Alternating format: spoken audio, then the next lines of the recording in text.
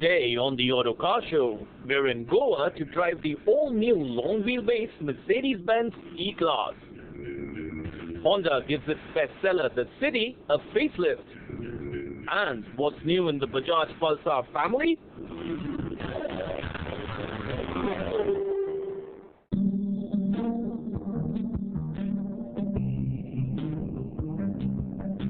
Well, I'm more dressed up than I normally would be for a shoot with my high heels and all. But that's because today's about luxury.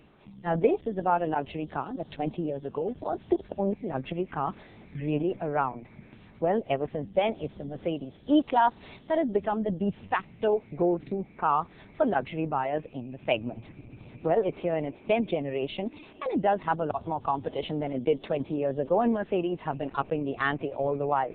But this time around, they've decided to stretch it a little further. And by stretch, I mean quite literally, because for the first time ever, we're getting the long wheelbase version in India.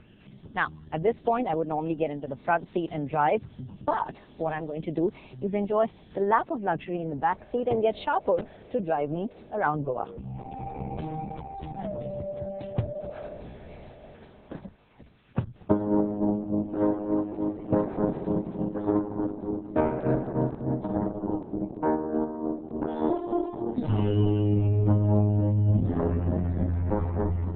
The long wheelbase version of the E-Class is really stretched. The front and rear wheels are more than 3 meters apart, opening up a massive amount of cabin space. Though the overall length is only 184 millimeters longer than the previous E-Class, the wheelbase is a generous 205 millimeters more than before. The top-of-the-line 350D also gets air suspension all around to keep its passengers in cushy comfort. I get into this back seat, and the amount of space that the long wheelbase opens up is very, very apparent. There's a huge amount of legroom over here. I can actually do my morning stretch exercises really comfortably. Pilar is on the way to work, but I may not be the ideal depiction since I'm short for this back seat, but trust me, even Shaquille O'Neal would be comfortable over here. There's just ample amount of legroom for the tallest of people.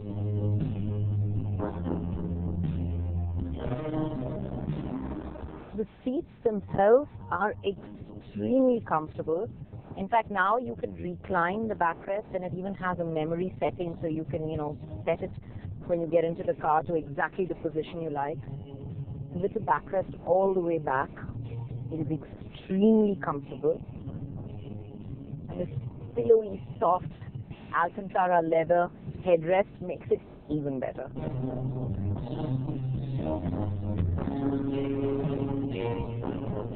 You get a lot of convenient features in this back seat too to make you comfortable. There's a nice rubber scooped out area where you can keep things so that they don't slide around. There's a pocket for your phone. There's storage area over here. There's a USB port, and I get buttons to control pretty much everything. I can control my side blind. I can control the rear sun blind. I can open or close the panoramic sunroof. And should I be seated on the other side, I could also control this seat and move it forward or backward at the touch of a button. So pretty much lots that I can do with the touch of a button, but there's one critical thing that I can't do, and that's control that fancy multimedia system. I have to ask my chauffeur to do everything for me. Shapur, can we have some music?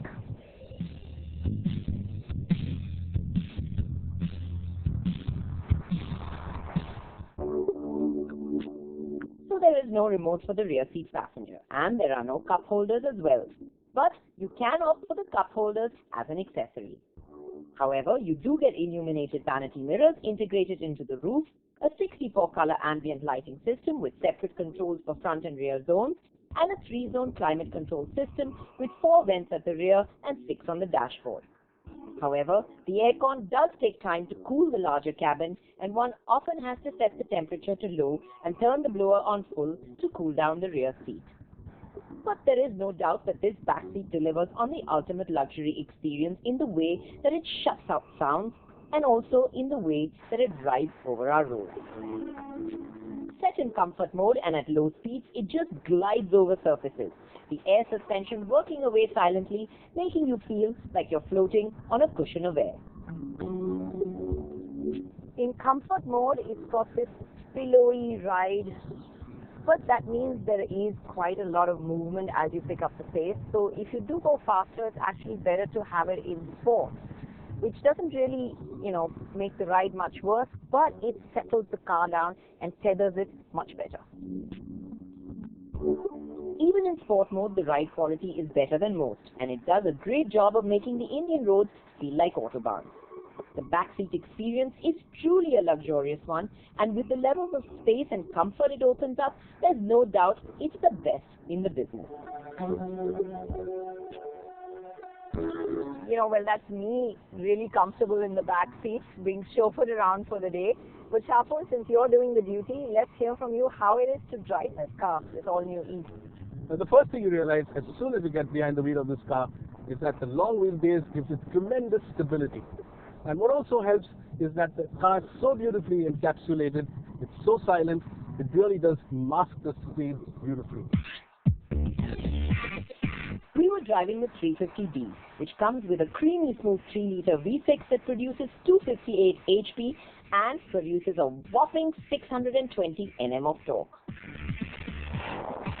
What you do really enjoy from behind the wheel is that big lusty diesel. The 3-liter V6 has loads and loads of torque, and Merc has combined it so beautifully with the new 9-speed auto. It just chops up the torque beautifully and dishes it out in a nice smooth manner. The refinement level of the engine is impressive, and that's more because it never feels like it's working hard. The power just makes the acceleration effortless. The calm in the cabin doesn't let you feel the speed as it builds up, and you often don't realize just how quick you're going. In fact, the surge of torque when you put your foot down makes you even forget that this is actually a long limo. A 6.6 second 0 to 100 on a car that's over 5 meters long is impressive. While the focus of this new E-Class is the rear seat, what also does help the driving experience is the fact that it has an individual driving mode. Now, normally you have Comfort, Sport, Sport Plus, and these work well enough. But in this case, Comfort is too pillowy, and Sport, when you put it in Sport, the gearbox is too quick and aggressive. So individual is sort of the best blend between the rest, and that really works well. The individual setting allows you to get the best blend of engine, gearbox and suspension to enhance your driving experience. Another benefit is the lift feature on the air suspension that helps you raise the ground clearance from the regular 120 mm to 135 mm. It's handy especially when you have to take this long wheelbase over large speed breakers. While we did clear most of the speed breakers, we did scrape over one or two of the larger ones. Maneuvering the large E-Class on narrower roads, you do feel its size. But the steering, which is light and easy at lower speeds, goes a long way in making it feel better. In fact, the steering is another strength of this car, and it weighs up nicely as you go quicker. Get into a corner and you do feel the length of the car. But what really helps is this nice and accurate steering. It makes it easy to place the car properly and precisely in a corner, and that goes a long way to increasing your driving pleasure. On a winding section of road, it's definitely better to select Sport or Sport Plus. It doesn't make the car thrilling or as much fun to drive as some of the competition, but one has to remember that this is more a limo, and by that standard, it does a pretty neat job of winding its way around corners. Body control and directional stability are good enough to allow you to enjoy the power from the engine. Well, Shapur, nice long driving day it's been, but I think it's about time that I got into that front seat, even if it's just to take a look at the interiors and just, see what all the new E has on offer. So if we can just come to a stop and we can trade places, that would be great.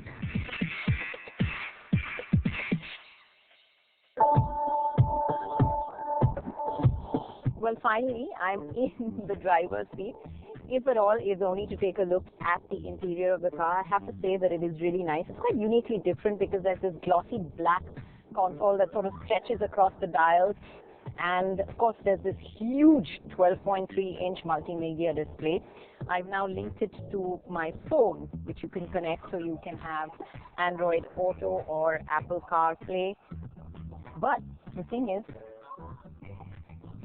not touchscreen. You have to use everything via the dials or the buttons or the swipe buttons on your steering wheel. Yes, the steering wheel does have these innovative new sort of touch controls.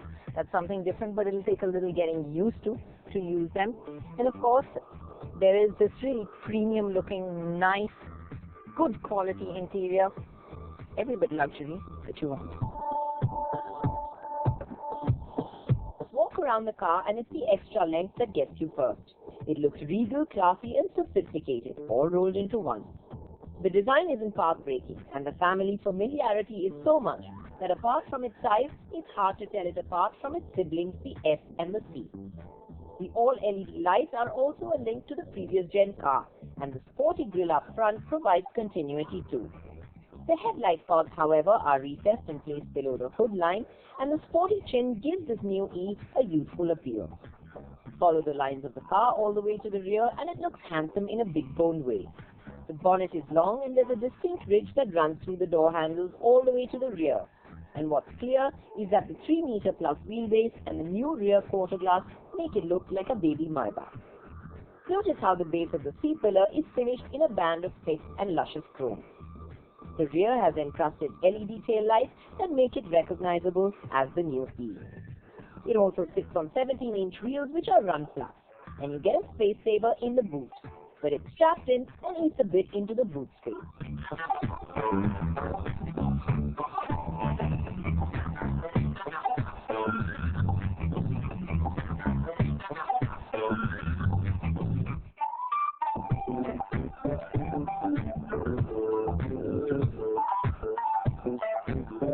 It's back to base and we're enjoying the good going lifestyle over here.